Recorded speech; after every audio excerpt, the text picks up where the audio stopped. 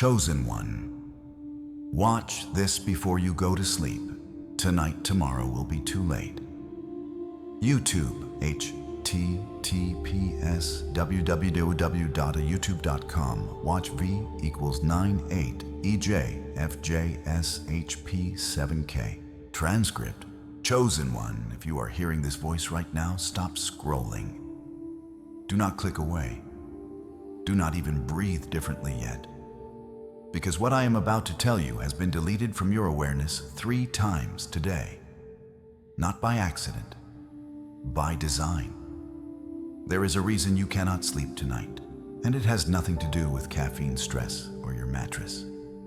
You were kept awake by something far more intentional. The Holy Spirit has been knocking on the door of your consciousness all day, and you kept saying, "Not now." Well, now he is not asking anymore. You did not find this video. This video found you. And not because of an algorithm, because there is a sanctuary that exists between midnight and dawn that has your name carved into its doorframe. And tonight, not tomorrow, not next week. Tonight is your one chance to step inside before the door closes at sunrise. Listen to me carefully. Tomorrow will be too late. Not because God is punishing you, but because the version of you that wakes up tomorrow without hearing this message will spend another 30 days trapped in the same exhausted loop you have been in. And I cannot let that happen to you. If your spirit is confirming this word right now, I need you to do 3 things. Subscribe to join the thousands of chosen ones who are learning to sleep in God's arms. Again, hit like if you recognize this is not coincidence, but divine appointment. And comment the number 777 not as superstition, but as a signal to heaven that you are ready to receive what has been prepared for you in the midnight hour. Because here is what God just showed me about you specifically. You have been standing guard over your own life for so long that you forgot what it feels like to be guarded. You have been so busy holding everything together that your arms are trembling. And tonight the Father is saying, put it down. I have got it. You can sleep now.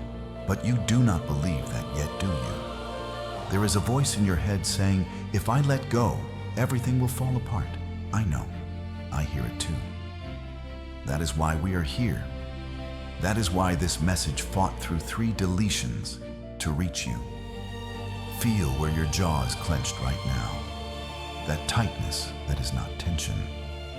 That is you holding a door closed that God is trying to open from the other side. Your body has been sending you signals all day. The knot in your throat when someone asked if you were okay. The weight in your chest when you laid down 30 minutes ago and realized sleep was not coming again. The way your shoulders have been up near your ears for so long, you forgot they are supposed to hang loose. Let me tell you what is really happening. You are not dealing with ordinary insomnia. There are 3 types of sleeplessness. The first type doctors can fix with pills. The second type, a better routine can solve. But the third type, the one you have only heaven can touch. And that is exactly why you are here. You are suffering from what I call the insomnia of the abandoned soul. This is not about being tired. This is about a soul that cannot rest because it believes that if it stops watching, stops guarding, stops holding vigil, something terrible will slip through the cracks. I need you to go back with me to a specific moment. It is 3:47 in the morning. You are sitting on the edge of your bed. Your feet are on the cold floor. The room is dark except for the blue light from your phone that you have picked up and put down 11 times in the last 20 minutes. You are not checking messages. You are just holding it because it is something to hold.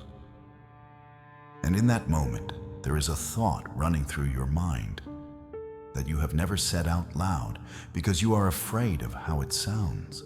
The thought is this: if I fall asleep, who will take care of me? If I let my guard down, who will catch me? If I stop fighting, who will fight for me? That is the wound right there. The belief that you are alone in the watching, that God might be real, might be powerful, might even love you. But when it comes to the 3 a.m. hours of your life, you are on your own. And because you believe you are alone, you cannot sleep. Because sleep requires trust. Sleep requires surrender. Sleep requires believing that someone bigger than you is holding the world together while your eyes are closed, and you lost that belief somewhere along the way.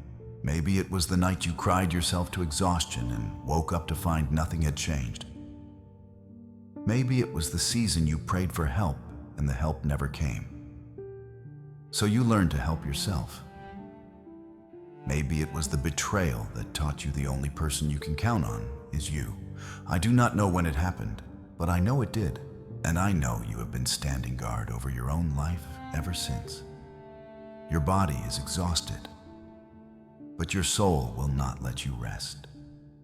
Because rest feels like abandonment. Rest feels like giving up.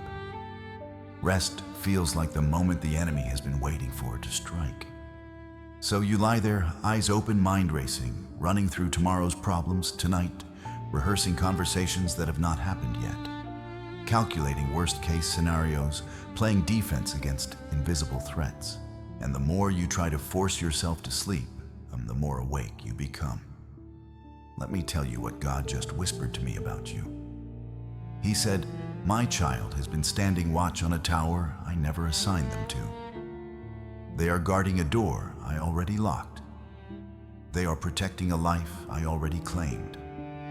And they are so tired, so deeply tired, not just body tired, soul tired, bone tired of being strong, tired of being vigilant, tired of being the one who has to hold it all together."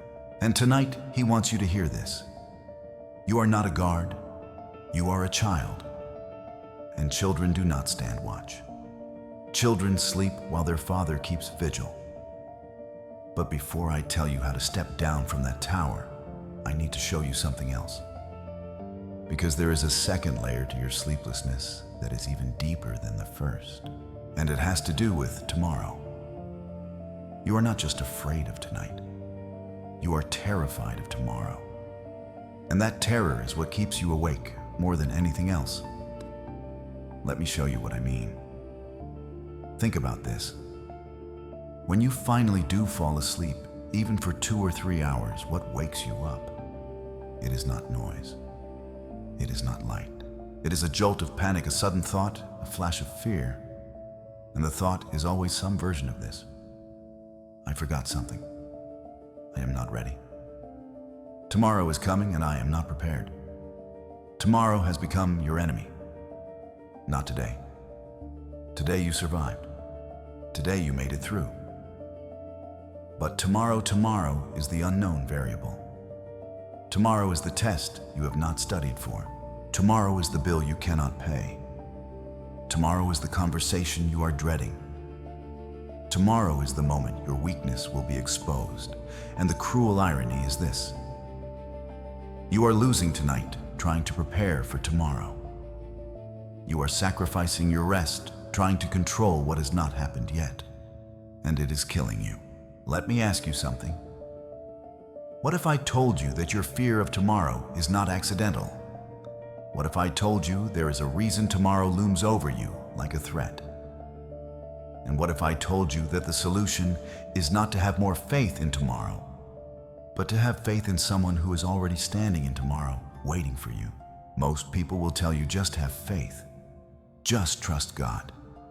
Just believe it will work out. And you nod your head because it sounds right. But inside you are screaming, I am trying. I want to trust. But how do I trust in something I cannot see when everything I can see is falling apart? Here is what they are not telling you. God does not want you to have faith in tomorrow. He wants you to have faith that He is already in tomorrow. There is a difference. Faith in tomorrow says, I hope it works out.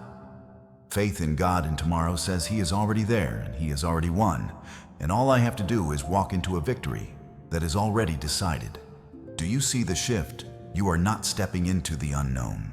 You are stepping into a room where God has been setting the table, preparing the way, dismantling the traps, and silencing the accusers. Tomorrow is not a threat. Tomorrow is a promise that has already been opened and read in the courts of heaven.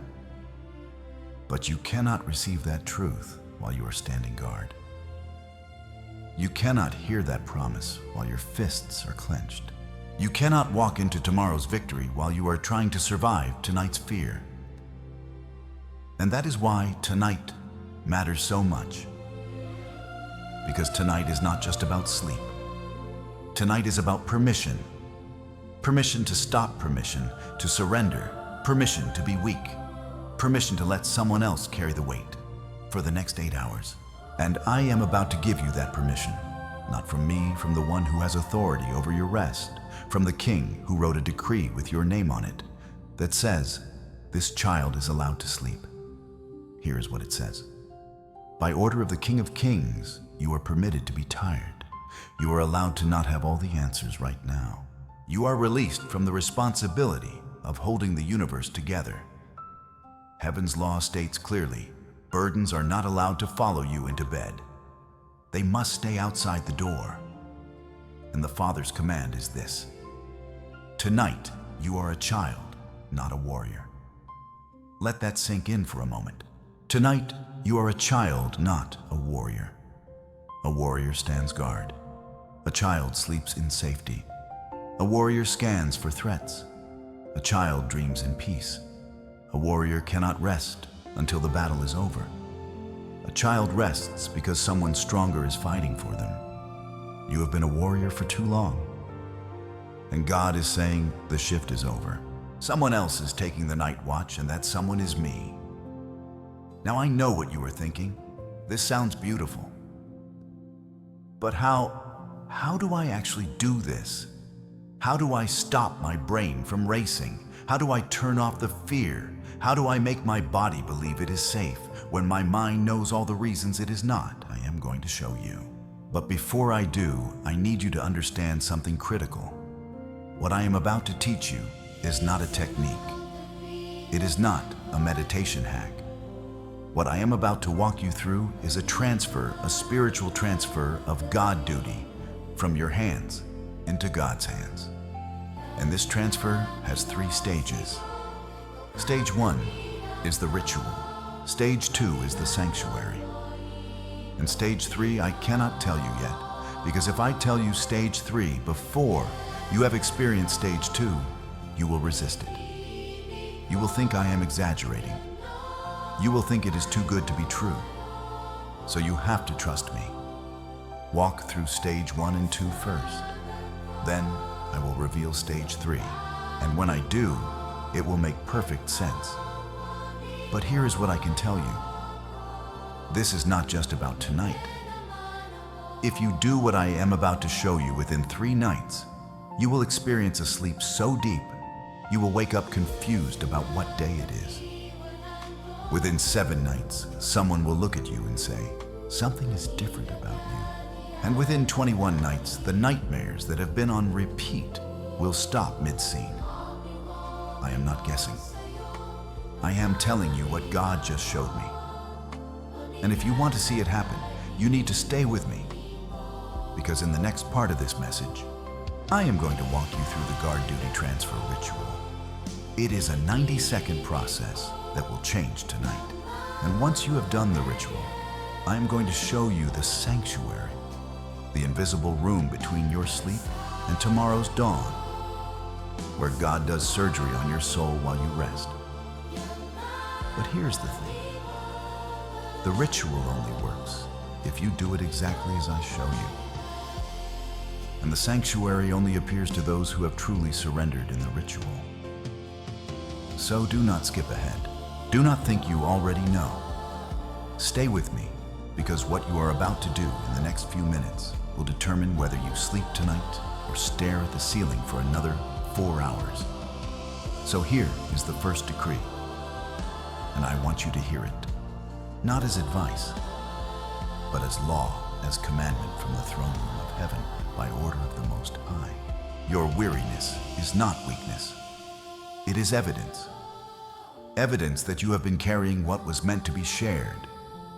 Evidence that you have been awake when you were designed to rest. And tonight, that evidence is being entered into the record as proof of your faithfulness, not your failure. Second decree. The Father declares over you right now, guilt is no longer permitted to cross the threshold of your bedroom. You must wait outside. Tomorrow's worries must wait outside. Yesterday's regrets must wait outside. Tonight, your bed is a sanctuary, and only peace is allowed to enter. Third decree, and this is the one that will break something loose in your spirit. You are hereby released from the lie that rest equals weakness. The King of Kings himself rested on the seventh day, not because he was tired, but because rest is holy. Rest is worship. Rest is the ultimate act of trust. And tonight you are commanded to worship through surrender. Now here is what I need you to understand about these decrees. They are not suggestions. They are spiritual legislation.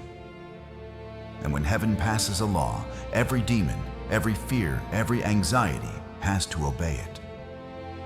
Which means the moment you agree with these decrees, something shifts in the atmosphere over your life. So in your mind right now, I need you to say yes to each one. You do not have to say it out loud, but in your heart agree. Say, I receive the decree that my weariness is not weakness. Say, I agree that guilt cannot cross my bedroom threshold. Say, I accept that rest is holy. Good. Something just shifted. You might not feel it yet, but heaven heard that agreement, and angels just took new positions around your sleep tonight. Now we move to stage one, the transfer ritual, and I need you to stay with me, because this is not symbolic. This is not visualization for the sake of feeling better. This is a real spiritual transaction. You are about to hand off guard duty, and God is about to receive it. Here's how it works. In your mind, I want you to see yourself standing on top of a stone watchtower. This is the tower you have been stationed at for longer than you can remember. You are wearing armor, not the armor of God, the armor of self-P protection, the chest plate of, I have to be strong, the helmet of, I cannot let anyone see me weak, the gauntlets of, I will handle this myself. And you are looking out over the landscape of your life, scanning for threats, watching for danger, waiting for the next thing to go wrong. You have been standing here so long, your legs ache.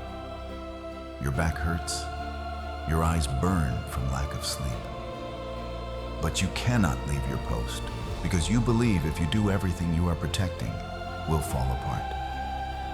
Now I want you to hear something. Behind you, there are footsteps, heavy, steady, slow. Someone is climbing the stone stairs of your tower, and you know who it is before you turn around. It is the Father. He has come to relieve you of duty. He walks up beside you and looks out at the same landscape you have been guarding.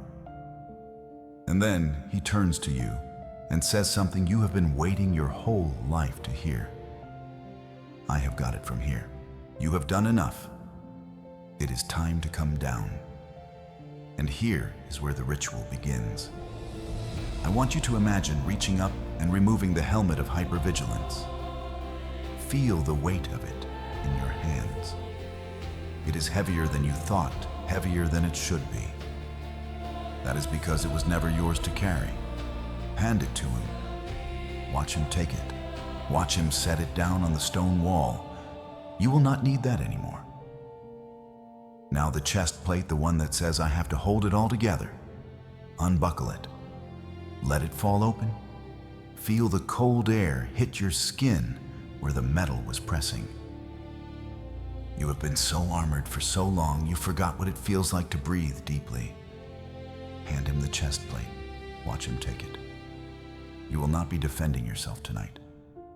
He will do that. Now the gauntlets, the gloves of control, take them off one finger at a time. Slowly feel your bare hands. Hands that have been gripping, clenching, holding, straining. Let them be empty. Let them be open. Hand him the gauntlets and now this is the hardest part. You have to turn your back on the landscape. You have to stop scanning for threats. You have to descend the tower. And I know that terrifies you, because what if something happens while you are walking away? What if the moment you stop watching the enemy strikes? But look, he is still standing there. He has not moved. He is taking your position. And unlike you, he does not need sleep. He does not need breaks. He does not get distracted. He sees everything. And he is saying to you right now, I have been watching this whole time. You were never alone. You just did not notice me because you were too busy trying to be me. So take the first step. Turn toward the stairs. Walk down one step at a time. Feel the stone beneath your feet. Cold, solid, real. Count the steps if you need to. There are 12. One for each hour of the night. He will watch while you sleep. Step 1. Step 2. Step 3. And as you descend, feel something leaving your body. The tension in your shoulders starts to release. The tightness in your jaw loosens. The knot in your stomach unwinds. You are not doing this. It is happening to you because you are leaving the place of striving and entering the place of surrender. When you reach the bottom of the tower, you see something you did not expect. There is a door you have never noticed before because you were always up on the tower looking out, never down here looking in. And the door is made of light. Not wood, not metal light, pure light. And above the door, carved into stone, is your name. Not the name people call you, the name God calls you. And underneath your name, there are words. Words in a language you do not speak, but somehow understand. They say the midnight sanctuary for the chosen one who has stood guard long enough. This is stage 2, the sanctuary. And I need to tell you something about this place before you walk through that door. This sanctuary has always existed. It was built for you before you were born. It is the place where God does his deepest work on your soul while you sleep. Most people never find it because they never come down from the tower, but you just did. And the door has recognized your footsteps. Now when you walk through this door, there are 7 rooms. Each room serves a different purpose in your restoration. The first room is the room of unburdening. This is where everything you are carrying that is not yours gets removed. When you step into this room, you will feel things falling off your shoulders that you did not even know you were holding. Shame from 10 years ago. Guilt from last week. Fear about next month. It all falls. You do not have to do anything. Just stand there and let it drop. The second room is the room of mending. This is where the fractures in your soul get fused back together. The places where betrayal cracked you. The places where disappointment broke you. The places where exhaustion shattered you. In this room, there is a warmth that spreads through your chest, and you realize something that was split is becoming whole again. The third room is the room of silence. And this room terrifies most people because there is no sound, no music, no voice, just stillness. But this is where God speaks loudest. This is where you hear the things he has been whispering that you were too loud to hear. And in this room, you realize that the silence you feared is actually the embrace you needed. The fourth room is the room of restoration. This is where what the enemy stole gets returned. Energy, hope, dreams, the ability to feel joy.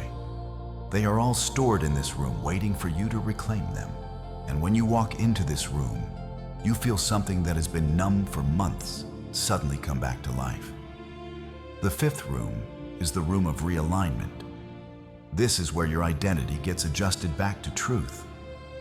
The lies you believed about yourself get erased. The labels people put on you get torn off. And you see yourself the way heaven sees you. Not as a failure, not as too much or not enough, but as exactly who you were created to be. The sixth room is the room of release. And this is where the hardest work happens. This is where you have to let go of the one thing you have been holding on to, because letting go feels like losing.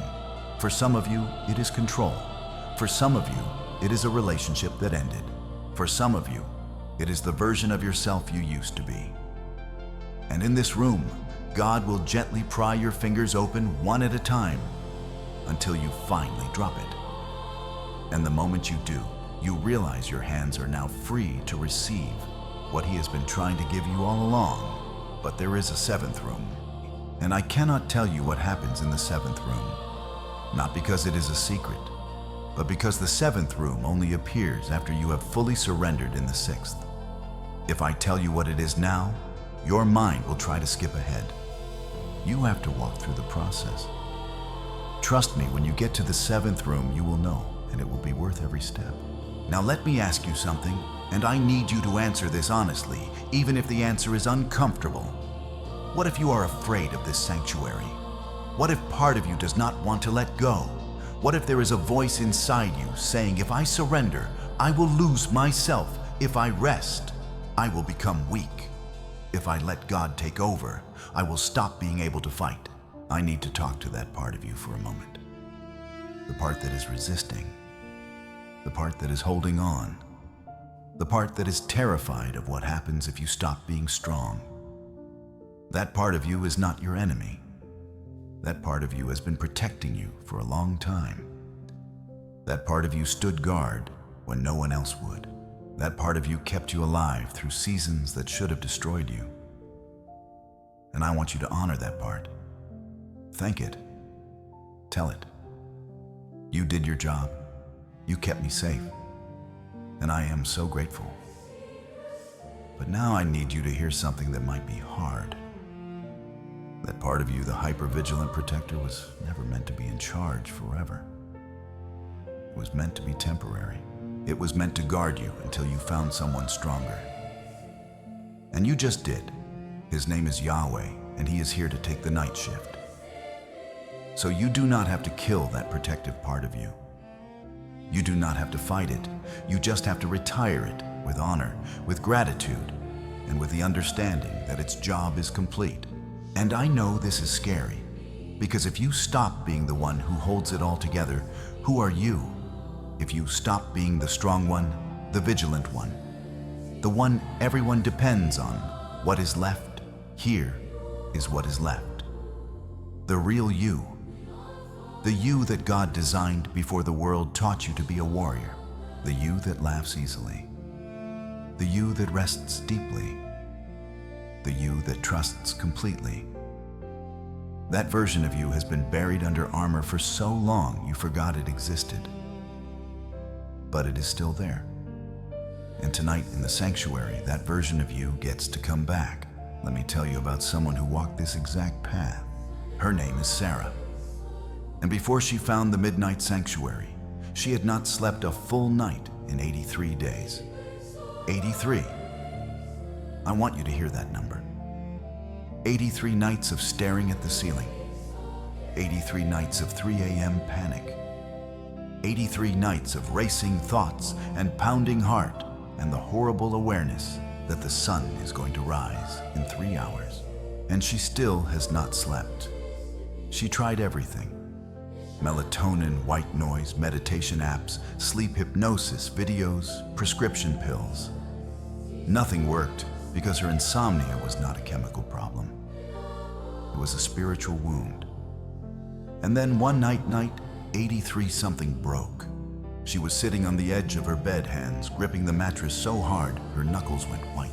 And she whispered one sentence, "God, I cannot hold this anymore. Take it." She did not shout it. She did not cry it. She barely breathed it, but heaven heard it. And in that moment, something in the atmosphere shifted. She described it like this. She said, "Within 30 seconds, my shoulders started shaking. Not crying, shaking, releasing, shaking like my body knew something my mind did not, that the transfer had happened, that I was no longer carrying it." And then, for the first time in 83 nights, she cried. Not sad crying, relief crying. The kind of crying that only happens when pressure that has been building for months finally finds a release valve. And while she was crying, she fell asleep mid-tears, just dropped into sleep like falling through a trap door. She slept for 11 hours. 11. And when she woke up, she said the first thing she noticed was not that she felt rested. It was that she felt lighter, like gravity had changed, like she had been carrying a backpack full of stones, and someone took it off while she was sleeping. I am telling you Sarah's story because I need you to know this is real. This is not theory. This is not metaphor. This transfer actually works. And what happened to her on night 83 can happen to you tonight. But here is what you need to understand. Sarah did not just get a good night's sleep. She got her life back, because once she learned to surrender at night, she learned to surrender during the day. And everything changed.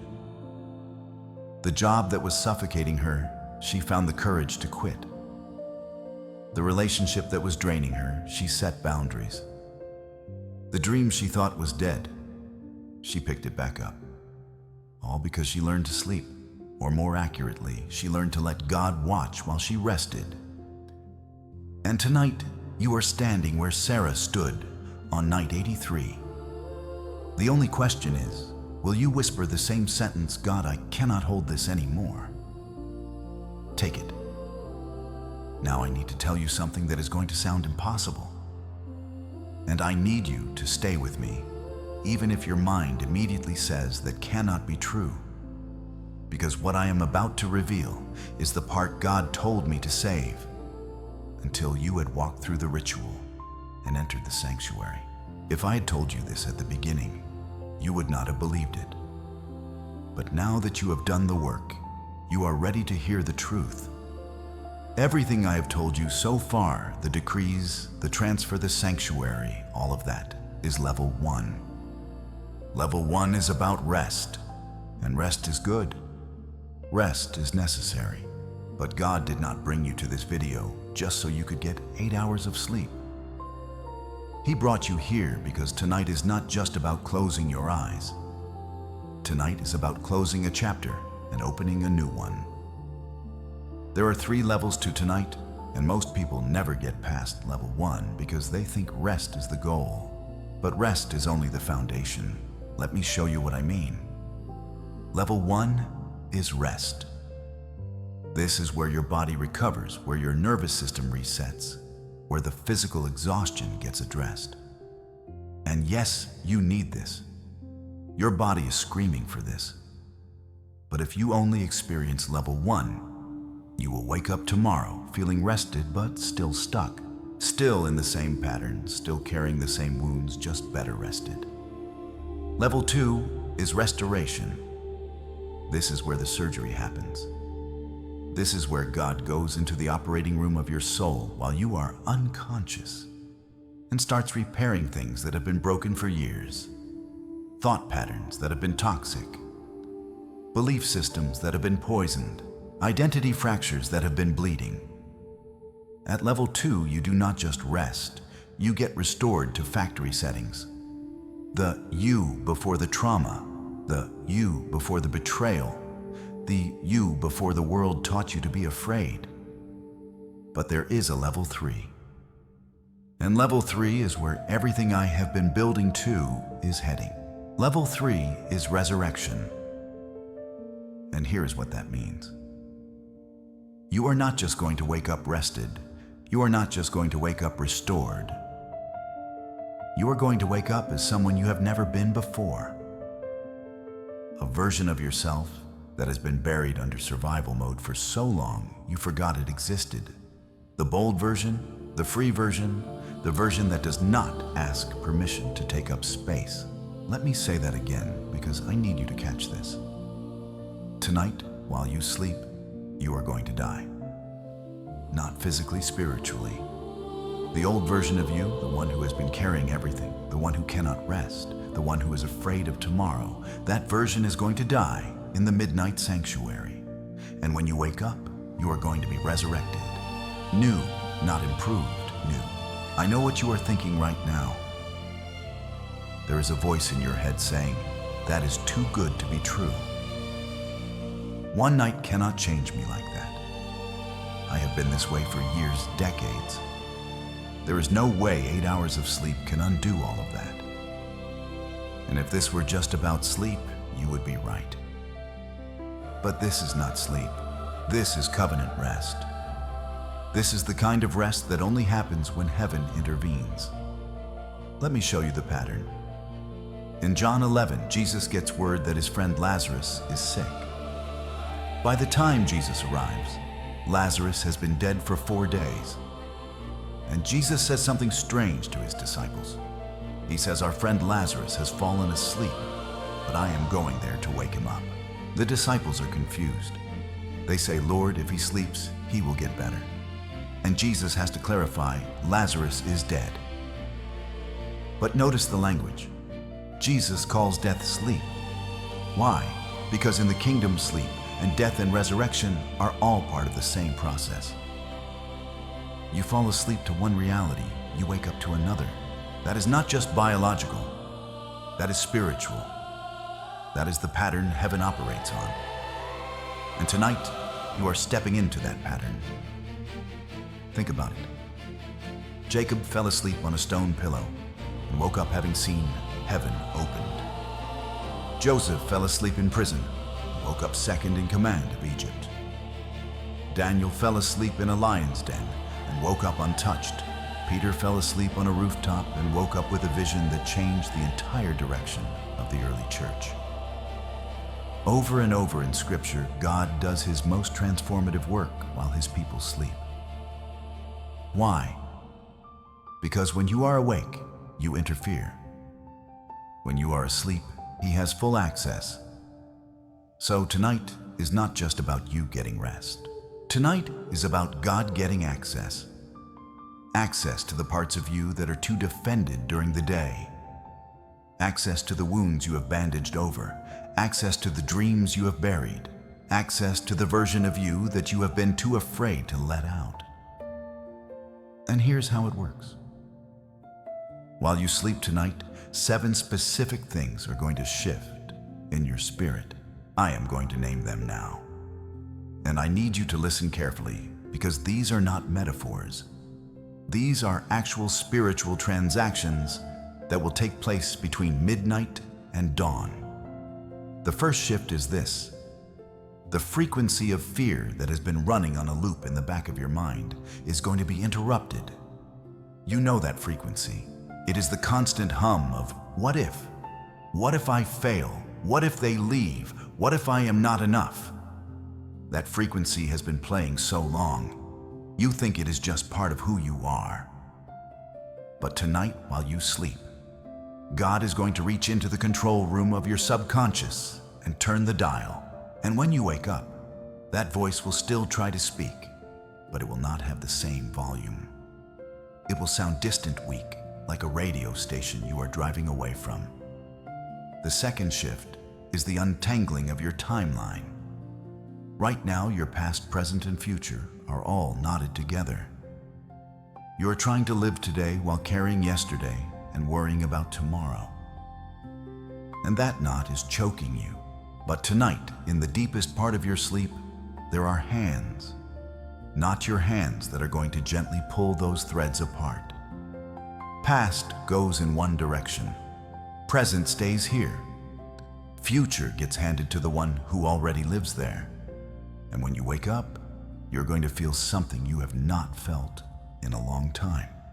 Presence. The ability to actually be here instead of everywhere at once. The third shift is the softening of your spine. I do not mean physically, though that might happen too. I mean spiritually. Right now, your spine is rigid because you believe if you bend, you will break. But that rigidity is what is actually breaking you tonight while you sleep. The tension in your back, that knot between your shoulder blades, that stiffness in your neck, it is going to start to release. Not because you stretched, but because the spiritual load you have been carrying is being redistributed. And when you wake up, you might notice you stand a little taller, not because you're trying harder, but because you are carrying less.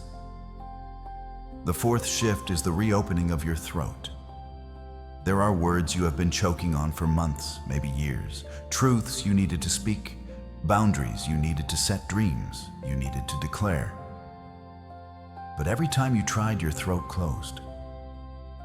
Tonight, while you sleep, something is going to unlock in your voice box. And when you wake up the first time someone asks you a question you used to dodge, you are going to hear yourself answer with a clarity that surprises you. The words will come out clean. No hesitation, no apology, just truth. The fifth shift is the cooling of your mind. Right now, your thoughts are running hot, obsessive, circular, exhausting like a computer with too many programs open, overheating, about to crash.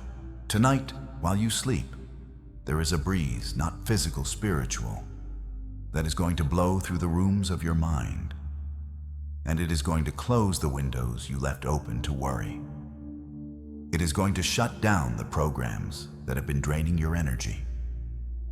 And when you wake up, your first thought is not going to be, what do I have to do today? It is going to be, what do I get to do today? That is how you will know the shift happened. The sixth shift is the return of your dreams. And I do not just mean the dreams you have while you sleep, though change too. I mean the dreams you used to have about your life. The dreams you gave up on, the dreams you decided were too big, too late, too impossible. Those dreams did not die. They went into hiding, waiting for a safe enough environment to come back out. And tonight, the sanctuary is that environment. While you sleep, those dreams are going to start waking up. And when you wake up, you are going to feel a pull towards something you have not thought about in years. Do not ignore it. That is not nostalgia, that is resurrection. Now there is a seventh shift, but I cannot tell you what it is yet, because the seventh shift is personal. It is specific to you, and it is the thing God has been waiting to give you, but could not because your hands were too full. Tonight, when you finally let go, when you finally sleep in true surrender, He is going to place something in your hands while you are unconscious. And when you wake up, you will not see it, but you will feel it. And within 7 days, you will recognize what it is. So those are the 7 shifts. And I need you to understand, these are not possibilities. These are prophecies. They will happen if you do what I am about to teach you next. Because here is the key. The shifts do not happen automatically just because you go to sleep. They happen because you go to sleep in a specific posture, a posture of surrender.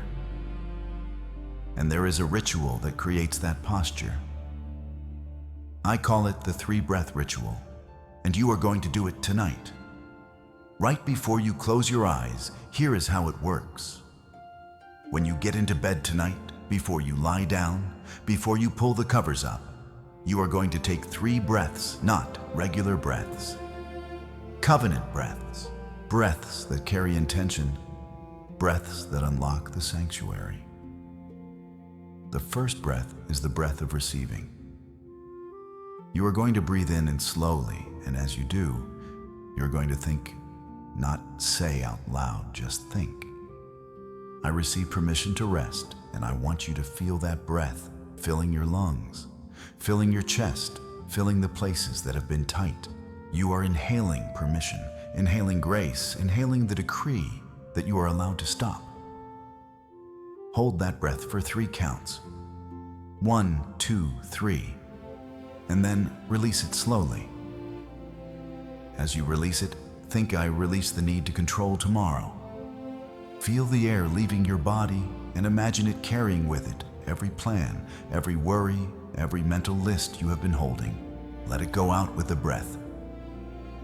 The second breath is the breath of transfer. You are going to breathe in again, slowly. And as you do, think, I receive the presence of the Father. And this time, I want you to imagine not just air entering your lungs, but a warmth, a presence, a weight that is comforting, not crushing. You are breathing in the awareness that you are not alone. Hold for 3 counts. 1, 2, 3, and then release it. As you exhale, think I release the burden of standing guard and feel it leave. Feel the invisible armor you have been wearing all day slide off your shoulders with that breath. The third breath is the breath of agreement. This is the most important one. Breathe in slowly, and as you do, think I receive the truth that rest is holy. You are not just accepting rest. You are agreeing with heaven's definition of it. That rest is not laziness. Rest is not weakness. Rest is worship. Hold that breath for 3 counts, and then release it. And as you exhale, think I release my old identity as the one who has to hold everything together. This exhale is you letting go of the version of yourself that cannot rest. You are breathing out the old you. And when you breathe in again naturally, without thinking, you are breathing in the new. 3 breaths, that is it. 60 seconds. But those 60 seconds are the gateway to the sanctuary. Those 60 seconds are the agreement heaven has been waiting for. And the moment you complete the 3rd breath, you are going to feel something shift in the room. You might not be able to name it, but you will know. The door just opened. Now I need to prepare you for something. The moment you start doing this, the moment you start sleeping in true rest, 5 attacks are going to come. And if I do not tell you what they look like, you are going to think something is wrong. You are going to think the ritual did not work. But these attacks are not a sign of failure. They are a sign of success. The enemy only attacks what is working. The first attack is what I call the guilt ambush. And it happens within the first hour of you finally resting deeply. Here is what it looks like. You are drifting maybe 30 minutes into sleep. Your body is starting to relax. Your breathing is slowing. And then, suddenly out of nowhere, a thought slams into your mind like a freight train. You do not deserve to rest while others are suffering. You should be working. You should be praying. You should be doing something. This is not your thought. This is a planted thought. And the reason it is so effective is because it sounds righteous. It sounds like conviction. But here is how you know it is an attack. Conviction from God always comes with a solution. Condemnation from the enemy always comes with shame and no way out. If the thought makes you feel guilty but gives you nothing productive to do about it, that is the enemy. And here is how you win. You do not argue with it. You do not try to justify your rest. You simply say in your mind, this is the attack God warned me about, which means I'm on the right path. Then roll over and go back to sleep. That is it.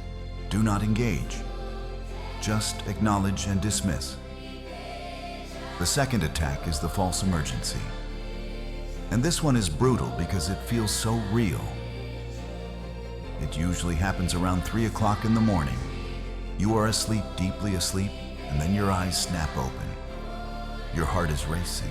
Your mind is screaming that you forgot something critical, a deadline, a bill, a conversation, a responsibility. And the panic is so intense that you sit up, grab your phone, and start scrolling, searching for what you forgot, trying to fix the emergency. But here is the truth. There is no emergency. This is a fabricated crisis designed to pull you out of the sanctuary. The enemy knows that if you stay asleep in deep surrender, you will wake up transformed. So he creates a fake fire to get you out of the building. Here is how you recognize it. If the urgency feels like panic instead of clarity, it is an attack. God does not wake you with panic. He wakes you with peace and a clear next step. So if you wake up at 3 a.m.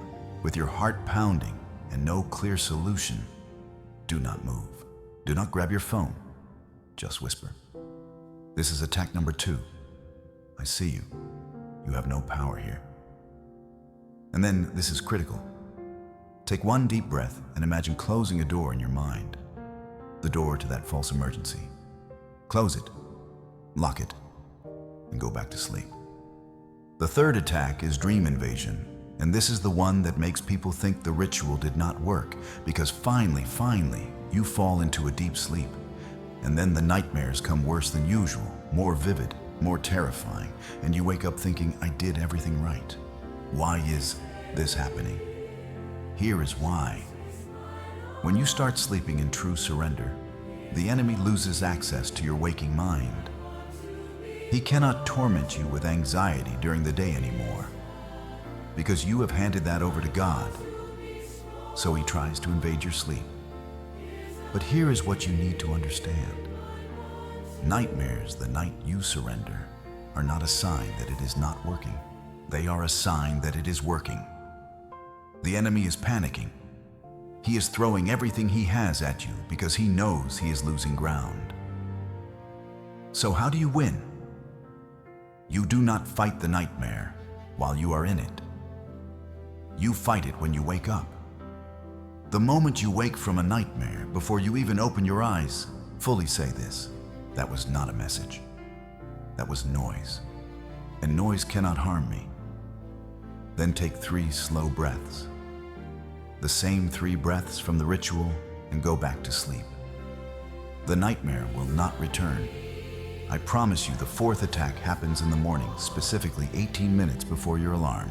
I do not know why 18 minutes, but that is the pattern I have seen over and over. You will wake up suddenly with a jolt, and the thought in your mind will be, I forgot something. I am not ready for today. And the temptation will be to get up early to try to get a head start to prepare for the thing you think you forgot. Do not do it. This is the enemy stealing the last piece of your rest. He waited all night. He watched you sleep through the guilt, the false emergency, the nightmares. And now, right before you are supposed to wake naturally refreshed, he tries one last time to rob you. Here is how you win. When you wake up 18 minutes before your alarm, do not check the time. Do not grab your phone. Just close your eyes and say, I have 18 more minutes of covenant rest, and I am taking every second. Then go back to sleep. And when your alarm goes off, you will wake up with a clarity you have not felt in years. Now there is a 5th attack, but this one does not come on the first night.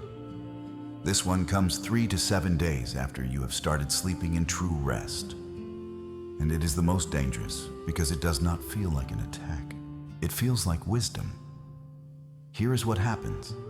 You start sleeping well. You wake up feeling different, lighter, clearer, stronger. And then, around day 5 or 6, a thought comes. You know what? I do not need this anymore. I have got this figured out. I can go back to handling things myself. And because you feel better, you believe the thought. You stop doing the 3-breath ritual. You stop surrendering before bed. You start staying up late again, taking back control, standing guard, and within 48 hours, you are right back where you started, exhausted, anxious, unable to sleep. This attack is called the false graduation, and it is designed to make you think you have outgrown the very thing that saved you. Here is how you recognize it. If the thought says you do not need God's help anymore, that is not growth. That is pride, and pride always leads back to the tower.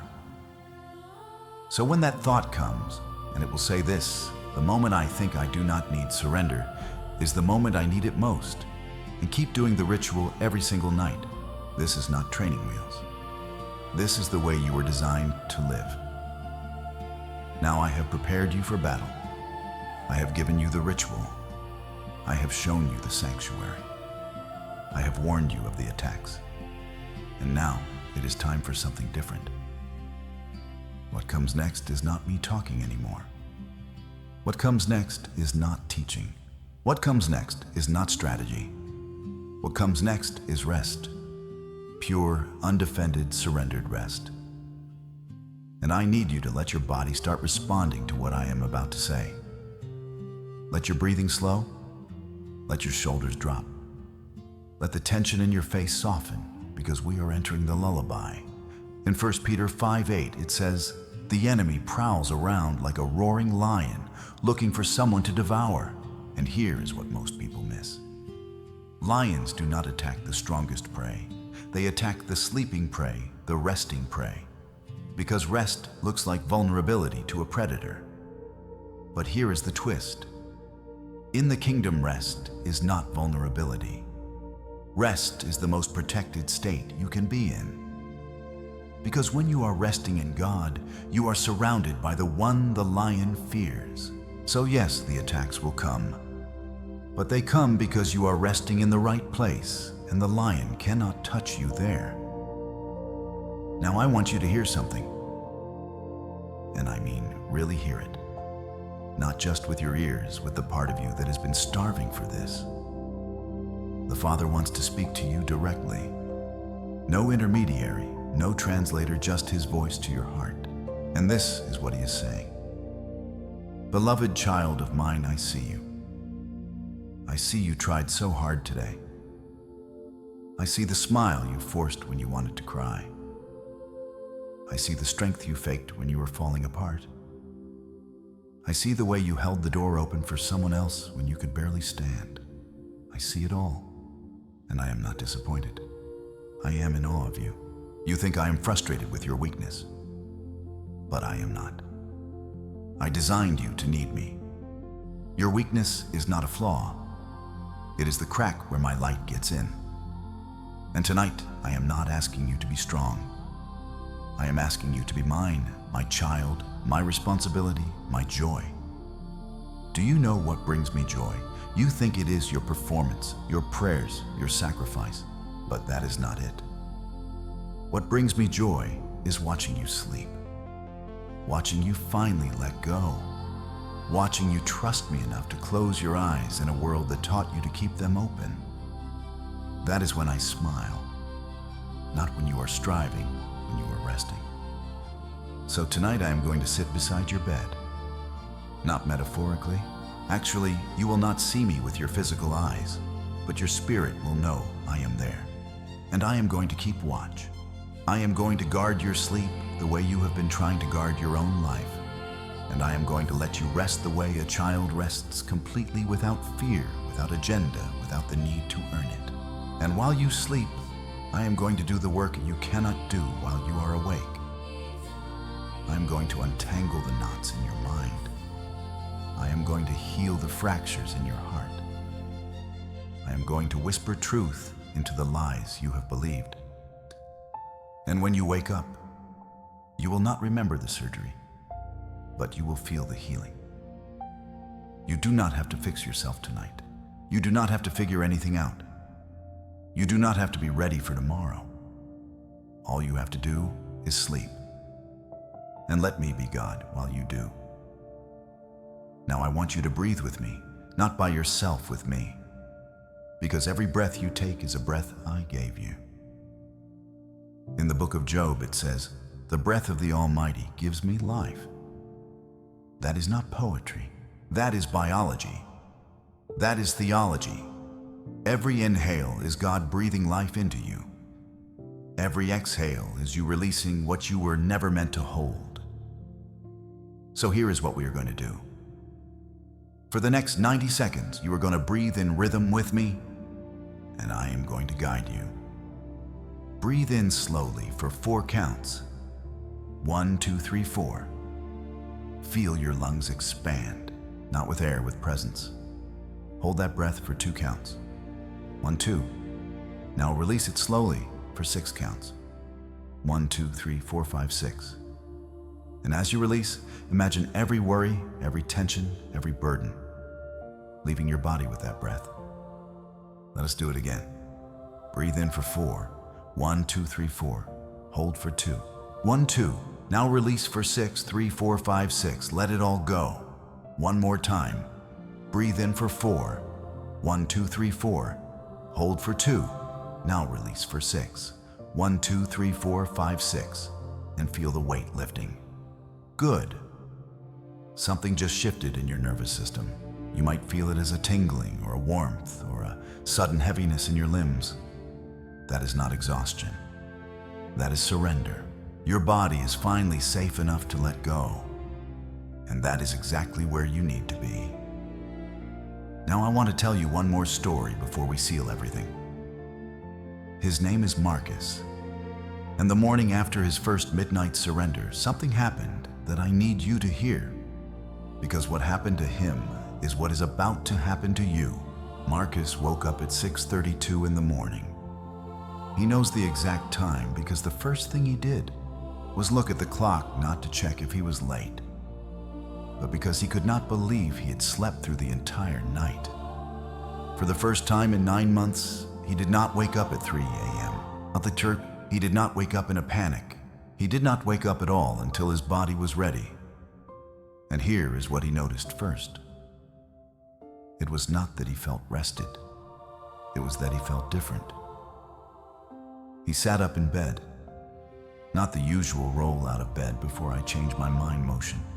He sat up 2 separate movements, like he was learning how to move, again like his body had forgotten it did not have to fight gravity. He put his feet on the floor and the floor felt cold, which sounds like nothing. But Marcus said he had not actually felt the floor in months. He had been walking around numb, disconnected from his own body. And that morning, the coldness of the floor was like a shock of presence, like his nervous system had been offline and just rebooted. He walked to the bathroom, looked in the mirror, and this is the part that still makes him cry when he tells the story. He did not recognize his own face, not because he looked worse, but because he looked like himself again. The tension lines around his eyes were softer. The tightness in his jaw was gone. His shoulders were not up by his ears. And for the first time in what felt like forever, he smiled at his reflection. Not a forced smile, a real one. But here is the moment that changed everything. He went to make coffee. And as he was waiting for the water to boil, he realized he was humming. Just a random tune. No words, just sound. And he stopped mid-hum and thought, when was the last time I hummed? When was the last time I made sound just because I felt like it? And he could not remember. That is how dead he had been inside. And that morning, he came back to life. Within 3 days, Marcus quit the job that had been draining him for 2 years. Within 7 days, he had a conversation with his brother that they had been avoiding for 5 years.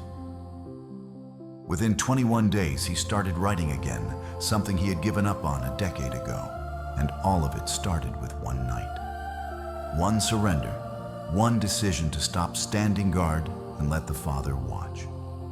I am telling you Marcus's story because what happened to him is not special. It is the pattern. It is what happens when you actually do what we have talked about tonight. And if you do the 3-breath ritual before you sleep, if you walk through the transfer, if you enter the sanctuary, if you survive the 5 attacks, then what happened to Marcus will happen to you. Not someday soon. But before you go to sleep tonight, we need to seal this. We need to make this official because everything we have done so far has been preparation, and now we activate it. This is not a prayer. This is a ceremony, an activation. And you are going to participate. I need you to do something right now. If you are able, place your right hand over your heart. If you cannot, then just imagine it there. Feel the rhythm. That beat is not random. That is the drum of heaven inside your chest. Now in your mind, open your left hand palm up, receiving position. You are about to receive something that has been prepared for you before the foundations of the earth. This posture matters in the name of Yeshua, the shepherd who never sleeps. In the authority of the Father who keeps watch while his children rest by the power of the Holy Spirit who hovers over the deep waters of your exhaustion. I stand in this threshold moment, this sacred pause between your last waking breath and your first surrendered sleep. And I declare, heaven is open over you right now. The atmosphere is shifting. Portals of rest that have been closed for months are creaking open. Angels assigned to your sleep are taking their positions. This is not ordinary. This is divine intervention. Father, you know this chosen one. You know about the 3 a.m. ceiling stairs. You know about the nights they whispered prayers into darkness that felt like hitting concrete. You know about the mornings they woke up more tired than when they went to bed. You know the fear, the specific fear that if they close their eyes, something will go wrong, that they could have prevented. You see the invisible armor they wear to bed. The mental checklist they run through 17 times before attempting sleep. You see the exhaustion they hide, the tears they cry where no one can see. You see it all, and you are not disappointed. You are here. And now, Father, I seal what has been taught tonight. I seal the revelation of the guard duty transfer, the image of descending the watchtower, hearing your footsteps behind them, and the words you spoke, I have got the night shift. May this truth sink into their bones. I seal the vision of the midnight sanctuary, that sacred space between sleep and dawn, where you do reconstruction work. The 7 rooms, the unburdening, the mending, the return of dreams. Let this become more real to them than their anxiety. I seal the 3-breath ritual. Breath 1, receiving permission to rest. Breath 2, transferring the burden of standing guard. Breath 3, agreeing that rest is holy. May their lungs remember this rhythm. When their mind forgets, I seal the truth of the 3 levels that tonight is not just rest, but restoration and resurrection. They will not just wake up rested. They will wake up new. I seal the 7 shifts, the untangling of timelines, the softening of the spine, the reopening of the throat, the cooling of the mind, the return of dreams, and the 7th shift, the personal one that you will place in their hands while they sleep. And now I bind the spirit of hypervigilance that whispers, you cannot let your guard down. I bind the spirit of false responsibility that says, if you rest, you are weak. I bind the nightmare frequency that has invaded their sleep. I bind the 3 a.m. panic attacks. I bind the guilt that follows rest. I bind the voice that says, you do not deserve this. You are bound by the blood of the Lamb. And you have no legal access to this child's sleep from this night forward. And now I do not ask. I declare within the next 3 nights, this chosen one will experience a sleep so deep they will wake up confused about what day it is, what time it is, and how long they have been out. And that confusion will be evidence that heaven did surgery while they were unconscious. Within the next 7 nights, someone will look at them and say, something is different about you. You look lighter, and they will not be able to explain it, but it will be true. Within the next 21 nights, the recurring nightmare that has been on repeat will stop mid-scene, and a voice they have never heard in a dream will say, this is not your movie anymore. Wake up. And they will. Within the next 40 nights, they will sleep through an entire night and wake up having forgotten they used to have insomnia. The healing will be so complete, they will not even remember the struggle. I declare these outcomes not as possibility, but as divine inevitability. It is already done in the courts of heaven. We are just waiting for the earth realm to catch up. Now, chosen one, I have a question for you, and I need you to answer out loud, even if you are alone. Will you carry this midnight surrender with you? Will you practice the 3-breath ritual tonight? Will you lie down in your bed and whisper, Father, I am off duty now? If yes, say it. Say yes out loud right now. I heard you. And more importantly, heaven heard you. Your yes just activated a frequency. Angels who have been on standby are now moving into position. The sanctuary door just recognized your voice. You are in. You are dismissed from the watchtower of your own life. You are released from the night shift. You were never meant to work. You are relieved of duty. Effective immediately, go to bed. not because you are tired, but because you are loved. And do not say, Amen. Not yet. Just sit in this silence for 10 seconds and feel what just shifted in the room. Now the Father is already in your bedroom waiting for you. Go meet him there. Good night, chosen one. You are going to sleep like a child tonight.